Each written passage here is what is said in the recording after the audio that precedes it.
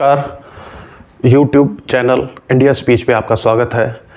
मैं हूं आशीष वशिष्ठ। विपक्षी दलों के गठबंधन इंडिया अलायंस अब तक 4 बैठकें कर चुका है। बावजूद इसके गठबंधन के दलों में सीट शेयरिंग को लेकर कोई आम राय बनती दिखाई नहीं देती है। वो अलग बात है कि चर्चाओं का दौर जारी है। आज हम इसी मुद्दे पर बात करेंगे।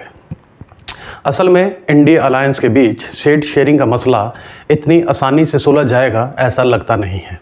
पश्चिम बंगाल की मुख्यमंत्री ममता बनर्जी को कांग्रेस के नेतृत्व वाले विपक्षी इंडिया के साथ खड़े होने में खुशी है, अगर उन्हें बंगाल में टिकट बंटवारे के लिए फ्री हैंड मिल जाए। आम आदमी पार्टी के संयोजक एवं दिल्ली के मुख्यमंत्री अरविंद केजरीवाल विपक्षी गठबंधन के साथ रहते हुए पंजाब और दिल्ली में अपना वर्चस्व चाहते हैं। बिहार में शून्य पर खड़े राष्ट्रीय जनता दल और जनता दल यूनाइटेड के बराबर सीटें आम आदमी पार्टी को चाहिए। झारखंड में भी झारखंड मुक्ति मोर्चा अपने सहयोगी कांग्रेस को पिछले लोकसभा चुनाव की तरह सीटें देने को तैयार नहीं है। विपक्षी गठबंधन में शामिल महाराष्ट्र की पार्टियां खुद ही परेशान हैं। पता नहीं टिकट बंटवारे पर उनका रुख क्या होगा। विपक्षी दलों में खींचतान का आलम यह है कि आम आदमी पार्टी तो अब छत्तीसगढ़, मध्य प्रदेश और राजस्थान में विधानसभा चुनाव की तैयारी में जुट गई है। टिकट भी बांटने लगी है। अब यह संदेह होने लगा है कि क्या लोकसभा चुनाव तक इंडिया के 4 शब्द एक रह भी पाएंगे या अलग अलग बिखर जाएंगे। ममता बनर्जी विपक्षी गठबंधन इंडिया की ज़रूरत केंद्र की भारतीय जनता पार्टी सरकार को उखाड़ फेंकने के लिए महसूस करती हैं। अपने स्तर से उन्होंने बंगाल में भाजपा के हौसले को साल 2021 के विधानसभा चुनाव के दौरान पस्त भी कर दिया था। वे चाहती हैं कि बंगाल से भाजपा को भगाने के लिए विपक्षी दल खासकर कांग्रेस और लेफ्ट पार्टियां उन्हें सहयोग करें, लेकिन अधिक सीटों की उम्मीद उनसे ना करें। टीएमसी के सूत्र बताते हैं कि राज्य के कुल 42 लोकसभा सीटों में अधिकतम 4-5 सीटें देकर ही विपक्षी दलों को वे संतुष्ट करना चाहती हैं। ममता की शर्त कांग्रेस और लेफ्ट के लोग मान जाते हैं तो ममता बंगाल से भाजपा को भगाने का पूरा बंदोबस्त कर देगी। बंगाल में सिर्फ बीजेपी ही विपक्ष के सामने नहीं होगी। अभी ममता को भाजपा के साथ कांग्रेस और लेफ्ट यानी तीनों दलों से जूझना पड़ता है। अपनी खोई जमीन हासिल करने के लिए बेताब लेफ्ट इसके लिए तैयार होगा कि नहीं, यह देखने वाली बात होगी। वैसे भी लेफ्ट नेता बार बार कह रहे हैं कि बंगाल में टीएमसी के साथ किसी तरह का गठबंधन आत्मघाती कदम होगा। इस बीच इंडिया के पोस्टर भी बंगाल में लगने लगे हैं, जिनमें राहुल, ममता और लेफ्ट नेताओं की तस्वीरें हैं। यह पोस्टर कौन लगा रहा है किसी को नहीं मालूम, लेकिन माना जा रहा है कि वोटरों में भ्रम फैलाने के लिए यह काम टीएमसी की ओर से हो रहा है। ममता ने कर्नाटक में कांग्रेस की जीत पर स्पष्ट कहा था कि विपक्षी दल जहां मजबूत स्थिति में हैं, वहां बीजेपी को हराना मुश्किल नहीं है।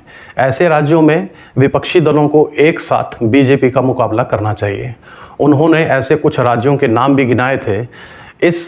अगर इस नेक सलाह में ममता का इशारा समझें तो कांग्रेस को ऐसे राज्यों में सीटों के लिए साझीदारों के वहाँ के बड़े विपक्षी दलों के रहमो करम पर निर्भर रहना होगा। ममता ने खुलकर कहा था कि कांग्रेस और लेफ्ट पार्टियों को बंगाल में टीएमसी को आगे रखना होगा। दिल्ली, बिहार, ओडिशा, तमिलनाडु, झारखंड, आंध्र प्रदेश, तेलंगाना और पंजाब जैसे राज्यों में लीड रोल में वहां के प्रमुख विपक्षी दलों को रखना होगा जो सरकार चला रहे हैं। पश्चिम बंगाल में ममता बनर्जी टीएमसी की सरकार चला रही हैं। झारखंड में झारखंड मुक्ति मोर्चा के नेतृत्व में विपक्षी गठबंधन की सरकार है।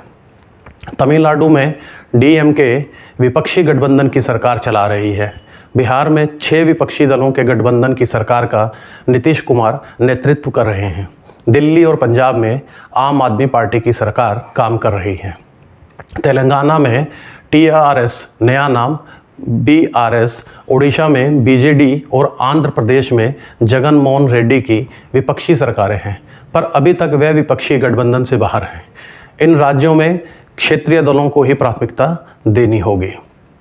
कर्नाटक के अलावा हिमाचल प्रदेश, छत्तीसगढ़ और राजस्थान में कांग्रेस की सरकारें हैं। बिहार, झारखंड और तमिलनाडु में गठबंधन की सरकारों में कांग्रेस की भागीदारी है। यानी कुल 7 राज्यों में विपक्षी गठबंधन के घटक दलों की सरकारें हैं। वर्ष 2019 के लोकसभा चुनाव के बाद कांग्रेस ने हिमाचल प्रदेश और कर्नाटक विधानसभा के चुनावों में जीत हासिल की थी।